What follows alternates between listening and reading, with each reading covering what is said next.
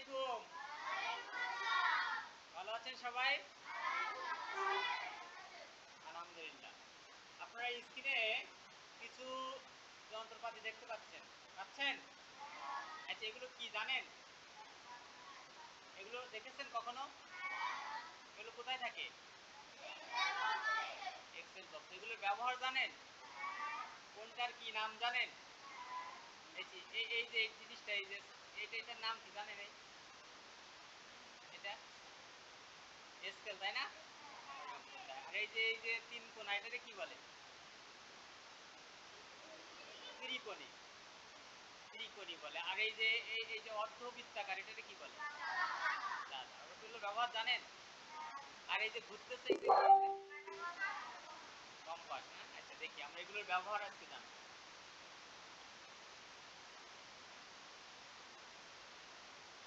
প্রথমে এখানে আমার পরিচয় দেওয়া আছে, পরিচয় নতুন করে দেবো না, এখানে তো তোমরা জানো আমার পরিচয় কি। আজকে আমরা যে পাঠটা শিখবো সেটা শিখন ফলে, এটা তোমাদের জন্য না। এই যে দেখো, এখানে একটা স্কেলের মতো ছিদ্র ছিদ্র একটা জিনিস দেখা যাচ্ছে, এটা কি জানো? এটাকে কার্ডবোর্ড বলে। কি বলে? কার্ডবোর্ড। এটা আমরা কাগজ কেটে ছিদ্র ছিদ্র করে কোনো একটা কাজে লাগাই। ছিদ্রগুলো বিশেষ কোনো কাজে লাগে, এই জন্য এটাকে এইভাবে ছিদ্র করা, এটার নাম হচ্ছে কার্ডবোর্ড। এটা চতুর্থ শ্রেণীতে তোমাদের কোনো কিছু একটা অঙ্কন করার জন্য কাজে লেগেছিল, মনে আছে? কি জন্য লেগেছিল এটা? এটা দিয়ে কি করেছিলে চতুর্থ শ্রেণীতে, মনে পড়ছে না? বলে দেবো। এটা দিয়ে গোল কোনো জিনিস আঁকছিল, তাই না? বৃত্তের মতো কিছু। তো দেখো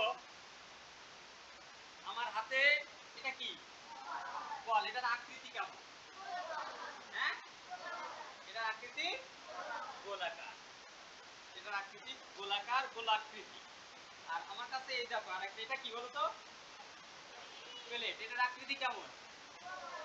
গোল না? কেমন সুন্দর গোল, গোলাকৃতি না? এটা সুন্দর গোলাকৃতি কিভাবে অঙ্কন করা যায়, কিভাবে আমরা অঙ্কন করতে পারি? তোমরা কিন্তু অঙ্কন করেছি। এই গোলাকৃতির কোনো বস্তু অঙ্কন করার জন্য এই যে কার্ডবোর্ডের কথা বললাম, তাই না? নির্দিষ্ট দূরত্বে যে ছিদ্র ছিদ্র করা, এটা এই কার্ডবোর্ডের ব্যবহার কিন্তু চতুর্থীতে করা হয়। আমরা আজকে দেখবো, প্রথমে আমি তোমাদের দেখাবো খুব সুন্দর করে, তোমরা দেখবা আমি কিভাবে করি, তারপরে তোমরা ঠিক সেভাবে করবে।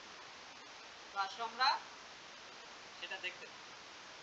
আজকে আমরা বৃত্ত পরিচিতি ও বৃত্ত অঙ্কন করতে শিখব। বৃত্ত সম্পর্কে জানবো এবং বৃত্ত অঙ্কন করতে শিখব। বৃত্ত অঙ্কন করার জন্য আমাদের প্রথমে যেটা করতে হবে সেটা হচ্ছে বৃত্তের একটা কেন্দ্র নির্ধারণ করতে হবে। এই তাকে কেন্দ্র করে আমরা বৃত্ত অঙ্কন করব, তাই না? আমরা আজকে বৃত্ত,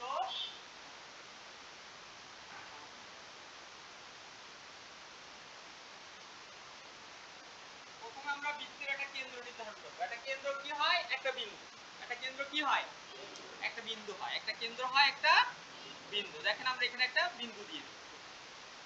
এটা আমরা একটা কাটা কম্পাস দিয়ে দিতে পারি, সেটাই একটা বিন্দু। একটা পেন্সিলের একটা ফুটা দিয়ে আমরা একটা বিন্দু বা কেন্দ্র নির্ধারণ করতে পারি। তো প্রথমে কাজ হচ্ছে আমার একটা কেন্দ্র নির্ধারণ করা। এই দেখো আমরা একটি কেন্দ্র নির্ধারণ করব। আর কেন্দ্র এমন একটা জায়গায় নির্ধারণ করতে হবে, যেহেতু বৃত্ত একটা গোলাকৃতি হবে, এর চারপাশে জায়গা রাখতে হবে। জায়গা রাখতে হবে না? আমি বৃত্তের কেন্দ্রটা যদি এইখানে নির্ধারণ করি, তাহলে বৃত্তটা আঁকবো কোথায়? এটা একটা সমস্যা না? তাহলে বৃত্তটার কেন্দ্র ঠিক এমন জায়গায় করব যেখানে একটা বৃত্ত অঙ্কন করা যায়।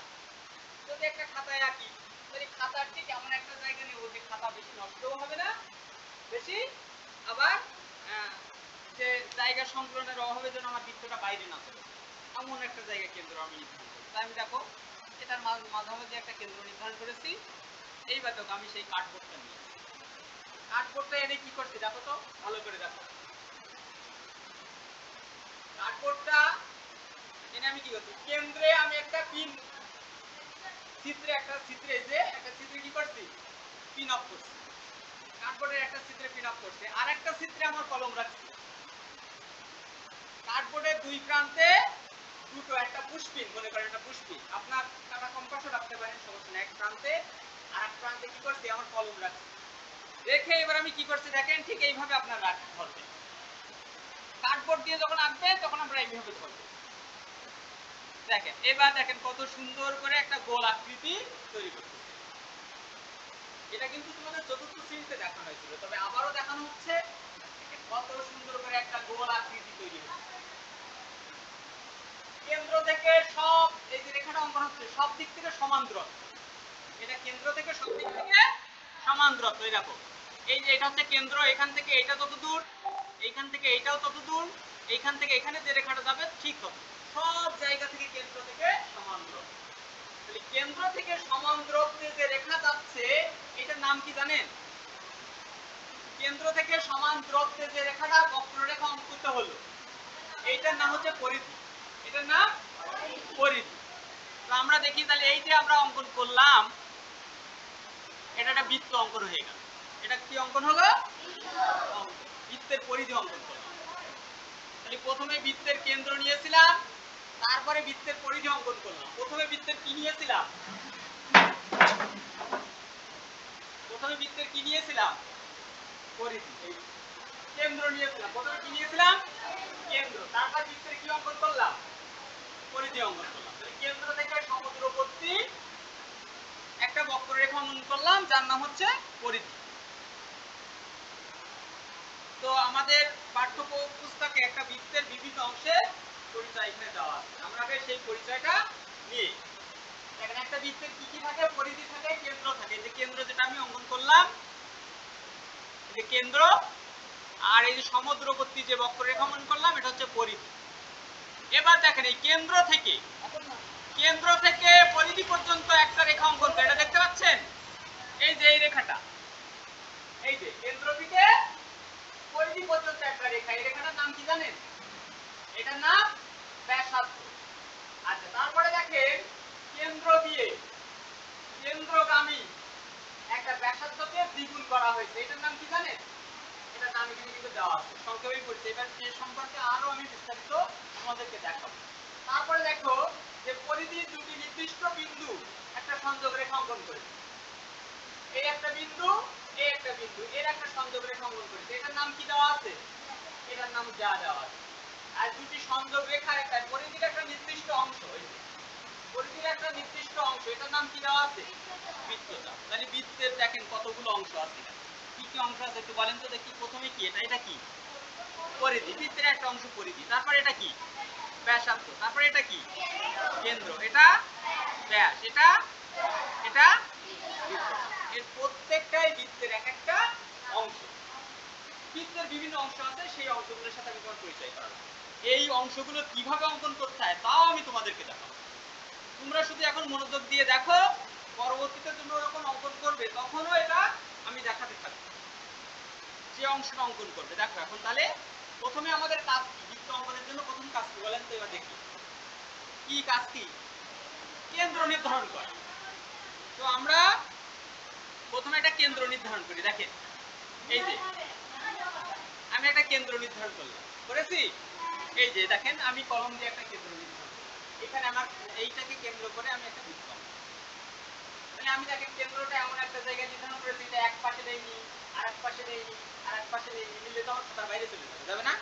তাহলে এমন একটা জায়গায় নিয়েছি যাতে বৃত্তটা আমার খাতার মাঝামাঝি বা সুন্দর একটা জায়গায় দেখা যায়। এরপরে আমার কাজ হচ্ছে, আমি যদি চাই যে আমার বৃত্তের ব্যাসার্ধ হবে 3 সেন্টিমিটার, বৃত্তের ব্যাসার্ধ আমি চাচ্ছি কত সেন্টিমিটার? 3 সেন্টিমিটার। অর্থাৎ কেন্দ্র থেকে আমার পরিধির দূরত্ব হবে 3 সেন্টিমিটার। তাহলে আমার যে কম্পাস লাগবে সেই কম্পাসটাকে 3 সেন্টিমিটার দূরত্বের একটা কম্পাসে তৈরি করতে হবে। তো দেখেন আমি একটা কম্পাসটা নিয়ে আসছি, আমার স্কেল আছে সাথে। আমি কম্পাসটা ঠিক 3 সেন্টিমিটার ফাঁকা করে নিয়েছি। কয় সেন্টিমিটার ফাঁকা করেছি? আপনি যদি চান 3 সেন্টিমিটার ব্যাসার্ধ, তাহলে আপনাকে কম্পাসটা 3 সেন্টিমিটার ফাঁকা করতে হবে। কিভাবে করবেন? এই যে আপনার কাছে এই কাটা কম্পাস থাকবে এরকম, আপনি ঠিক 3 সেন্টিমিটার এইভাবে ফাঁকা করে নিন। এই জন্য এটা খেয়াল রাখতে হবে, এটা যেন বেশি নড়াচড়া করে। এটা যদি নড়াচড়া করে তাহলে এটা একটু টাইট দিতে হবে। আবার এত বেশি টাইট দেওয়া যাবে না যে আপনি হাত দিয়ে জোর করেও করতে পারবেন, তাই না? তাহলে খুব বেশি টাইট হবে না, খুব বেশি ঢিলাও হবে। তাহলে আপনি ঠিক 3 সেন্টিমিটার নেবেন, এরকম করে 3 সেন্টিমিটার আপনার কাটা কম্পাসটা এ করে। এখন কাজ কি? কাটা কম্পাসটা কেন্দ্রে স্থাপন করা। কাটা কম্পাসে যেটা হুল প্রান্ত সেটা আমি কেন্দ্রে রাখবো, একদম একদম জাস্ট দেখেন আমি কেন্দ্রে রেখেছি। এই কেন্দ্রে রেখে ওটা একটু চাপ দিব যাতে করে কাগজের ভিতরে ওটা ফুটে যায়। ফুটে গেলে কি হবে, ওটা নড়বে না, তাহলে আমার আঁকতে সুবিধা হবে। তাহলে কাটা কম্পাসের হুল প্রান্ত যেটা পিন সেটা আমি কেন্দ্রে রাখবো। রাখার পরে যে প্রান্তে পেন্সিল থাকবে পেন্সিলটা অবশ্যই সুন্দর করে টাইট দিতে হবে এবং কাঁটা দিয়ে সুন্দর করে কেটে নিতে হবে। এবার আমি কি করব, কাটা কম্পাসের যে এই মাথা আছে এই মাথাটা ধরে হাত দিয়ে ঘোরাতে থাকবো। এই জিনিসটা কিন্তু প্রথমবারেই খুব সুন্দর হবে, আস্তে আস্তে প্র্যাকটিস যত করবেন তত সুন্দর হবে। দেখেন এ কিভাবে এটা ঘোরাচ্ছে, দেখেন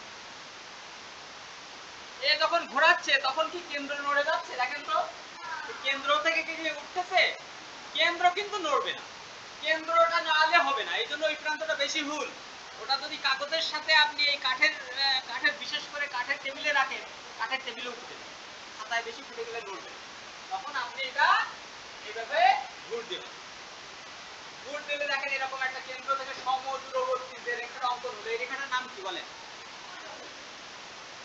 এর সম্পূর্ণ নাম বৃত্ত, কিন্তু এই যে রেখাটা অঙ্কন হচ্ছে এই রেখাটার নাম কি?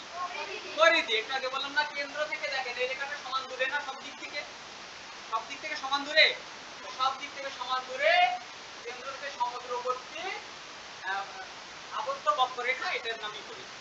আমরা পরিধি অঙ্কন করলাম, বৃত্তের কেন্দ্র ছিল, পরিধি অঙ্কন করলাম। এবার কাজ হচ্ছে আমার জ্যা অঙ্কন করা।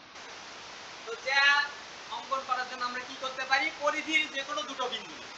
পরিধিতে যে কোনো কি করব, দুইটা বিন্দু নেব। দেখেন পরিধির উপরে এই একটা বিন্দু আর পরিধির উপরে এই একটা বিন্দু, এই দুইটা বিন্দু স্কেল দিয়ে আমি সংযোগ করব। পরিধির যে কোনো জায়গায় নিতে পারেন, আমি এখানে নিয়েছি বলে আপনি ওই জায়গায় নিবেন এমন কোনো কথা না, আপনি এই জায়গায় আর এই জায়গায় নিতে পারেন। আপনি যদি স্কেলটা এইভাবে ধরেন তাহলে পরিধির বিন্দু চেঞ্জ হয়ে যাবে না, এই যাবে, এই একটা বিন্দু হবে আর এই একটা বিন্দু, যে কোনো দুইটা বিন্দু, দেখেন একটা বিন্দু যে কোনো দুইটা বিন্দু পরিধির উপরে যে কোনো দুইটা বিন্দু আপনি সংযোগ করবেন। দেখেন স্কেল দিয়ে আমি হাত দিয়ে সংযোগ করলে হবে না, স্কেল দিয়ে আমি সংযোগ করছি। দেখেন আবার পরিধির বাইরে টানতে না যাবে না, পরিধির ভিতরে, পরিধি থেকে পরিধি টানতে হবে। দেখেন আপনি ঠিক পরিধির দুইটা সংযোগ বিন্দুকে এইভাবে যোগ করবেন। এইভাবে যোগ করলে যে রেখাটা অঙ্কন হবে সেই রেখাটার নাম কি হবে বলেন? এই রেখাটার নাম হবে জ্যা।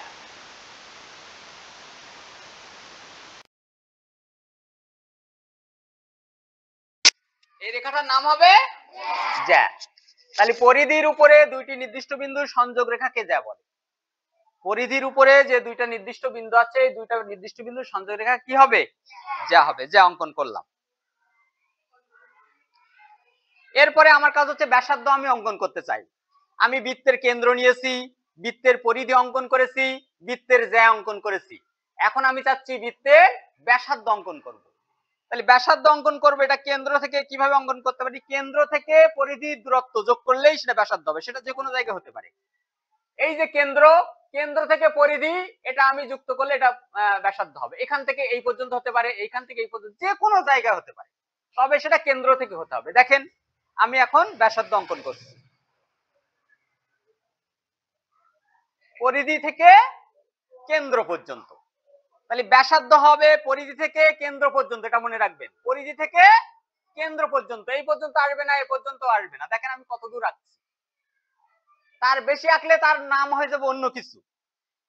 আমার ব্যাসার্ধ অঙ্কন করার জন্য পরিধি থেকে কেন্দ্র পর্যন্ত আঁকতে হবে, যে কোনো জায়গা থেকে। তো আমরা অঙ্কন করলাম ব্যাসার্ধ। এবার আমরা ব্যাস অঙ্কন করব। কি অঙ্কন করব? ব্যাস অঙ্কন করব। তাহলে ব্যাস অঙ্কন করার জন্য একটা জ্যা অঙ্কন করতে হবে। আর জ্যা কি বলে, পরিধির উপরে যে কোনো দুইটা বিন্দু। এখন আপনি দেখেন পরিধির উপরে যে কোনো দুইটা বিন্দু নিলে জ্যা হয়, কিন্তু আমাকে অঙ্কন করতে হবে ব্যাস। ব্যাস অঙ্কনের শর্ত হচ্ছে জ্যাটাকে অবশ্যই কেন্দ্র দিয়ে যেতে হবে। তাহলে আমি যদি কেন্দ্র নিয়ে দিয়ে যাই সেটাই হবে আমার ব্যাস, আমি কেন্দ্র দিয়ে নিয়ে গেলেই সেটা হবে ব্যাস। তো দেখেন আমি কেন্দ্র দিয়ে কিভাবে নিয়ে যাচ্ছি। কেন্দ্র নিয়ে যেতে হলে কেন্দ্র বরাবর আমার স্কেল রাখতে হবে। তাহলে আমরা একটা জ্যা অঙ্কন করব, যে জ্যাটা যাবে কেন্দ্র দিয়ে। সহজ কথা, একটা জ্যা অঙ্কন করব যে জ্যাটা যাবে কেন্দ্র দিয়ে, কেন্দ্র দিয়ে গেলেই সেটা ব্যাস হবে। তো আমরা এখন ব্যাসটা অঙ্কন করি। আমরা এখন ব্যাসটা অঙ্কন করছি। দেখেন আমার ব্যাসটা কিন্তু কেন্দ্র দিয়ে যাচ্ছে। কেন্দ্র দিয়ে যদি না যায় তাহলে কি হবে? সেটা জ্যা হবে। কেন্দ্র দিয়ে না গেলে জ্যা হবে। যদি এইখান থেকে এখানে যায় জ্যা হবে, এইখান থেকে এখানে গেলে জ্যা হবে, এইখান থেকে এখানে গেলে জ্যা হবে। শুধুমাত্র কেন্দ্র দিয়ে গেলে সেটা ব্যাস হবে।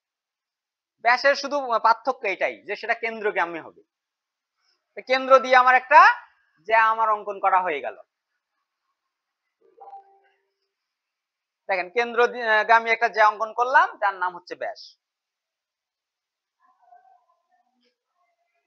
এবার আমরা এগুলো একটু নামকরণ করি। এই যে এই জিনিসটার নাম কি? পরিধি। আপনি একটু কথা বলেন, এই জিনিসটার নাম কি বলেন? এই যে জিনিসটা দেখাচ্ছে এই জিনিসটার নাম কি? এই জিনিসটার নাম ব্যাসার্ধ, তাই না? ব্যাসার্ধ। এবার বলেন এই জিনিসটার নাম কি?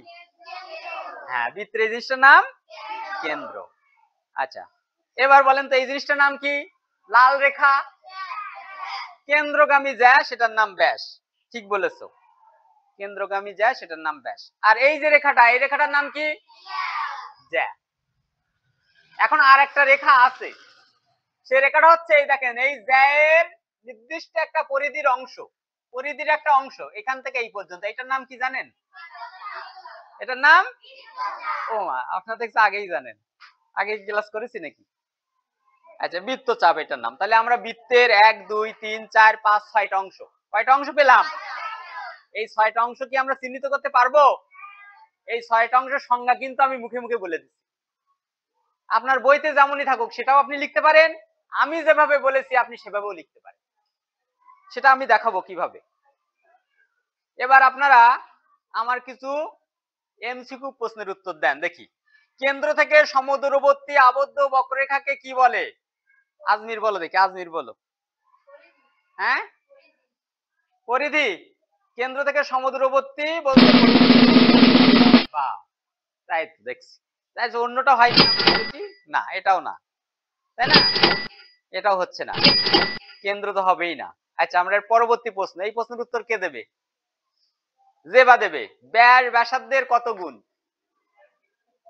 ব্যাস ব্যাসার্ধের কত গুণ হবে? এ কে বলতে পারবে দেখি? শুধু তাবাসসুম হাত তুলেছে, শাবনুর হাত তুলতেছে। এই তুমি বলো, তোমার নাম কি? রফিকা বলো। দ্বিগুণ। দেখি তো যেটা বলেছে সেটা ওর জন্য একটু তালি দাও, ও তো সবাই তালি দিচ্ছে না? দ্বিগুণ। বা বাকিগুলো তো হবেই না, বোঝা যাচ্ছে হবে না। এবার আমি পরবর্তী প্রশ্নে যাই। বৃত্তের কেন্দ্র কয়টি? বসেন, আপনি বসেন। কে প্রশ্নের উত্তরটা দেবে? কে? আলমামুন। দাঁড়াও আলমামুন, আলমামুন বলো। দাঁড়াও বাবা, বৃত্তের কেন্দ্র কয়টা? এখানে আছে 1টা 2টা 3টা 4টা। বৃত্তের কেন্দ্র আমি কয়টা দেখাইছি? একটা বৃত্তের কয়টা কেন্দ্র থাকে? কয়টা? একটা বলেছে ও। দেখি তো ঠিক বলেছে কিনা।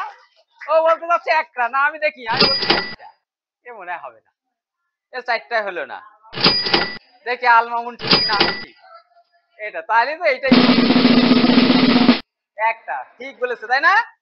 এর পরের প্রশ্ন যাই আমরা। পরিধির একটি নির্দিষ্ট অংশকে কি বলে? তা আবাসন বললে হবে না, আর কেউ বলবে। পরিধির একটা নির্দিষ্ট অংশকে কি বলে? কে বলবে এবার? তাহলে সামনে ইয়ে বলো, তাবাসসুমি বলো, আর কেউ বলতে পারছে না। বৃত্তচাপ। পরিধির একটা নির্দিষ্ট অংশকে বৃত্তচাপ বলে। দেখি, হ্যাঁ এটাই ঠিক।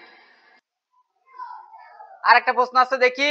একটি রেখাংশ যা পরিধির 2টি বিন্দুকে যোগ করে তাকে কি বলে? একটি রেখাংশ যা পরিধির 2টি বিন্দুকে যোগ করে তাকে কি বলবে? আপনার নাম কি? জুনায়েদ হাসান বলো। যা বলে, দেখা যাক। তাই তো, পরিধি না, কেন্দ্র না, ব্যাসার্ধ না, সঠিক। তাহলে তালি দেন, এইটাই শেষ প্রশ্ন ছিল। তালি। এখন আপনাদের কাজ দিব। দেখেন আপনাদের পাঠ্য বইতে এরকম একটা চিত্র আছে 5 পৃষ্ঠায়, 5 নাম্বার প্রশ্নে না? এটার কাজ কি দেখেন, এই যে ঝকে কেন্দ্র করবেন, ঝকে কেন্দ্র করে খ পর্যন্ত নিয়ে একটা বৃত্ত আঁকবেন, ঝকে কেন্দ্র করে ক পর্যন্ত নিয়ে একটা বৃত্ত আঁকবেন, ঝকে কেন্দ্র করে বর্গজ পর্যন্ত ব্যাসার্ধ নিয়ে একটা বৃত্ত, ছ পর্যন্ত নিয়ে একটা বৃত্ত, চ পর্যন্ত নিয়ে একটা বৃত্ত, ও ঘ গ। তাহলে কয়টা বৃত্ত হবে দেখেন তো। এই ঝ হচ্ছে কেন্দ্র, 1 2 3 4 5 6 7 8, একটা কেন্দ্রে 8টা বৃত্ত হবে। এই 8টা বৃত্ত কেন্দ্র, এই 8টা বৃত্ত অঙ্কন করতে হবে ঝকে কেন্দ্র করে। তো আপনারা তাহলে এটা এখন অঙ্কন করে উপস্থাপন করবেন, ঠিক আছে? তারপর আমি দলীয় কাজ দেখাবো। তো সে পর্যন্ত দলীয় কাজ এখন আর করেন দেখি, দলগত কাজ উপস্থাপন। আচ্ছা ঠিক আছে, সেটা দরকার নেই, আপনারা এই কাজটা করেন।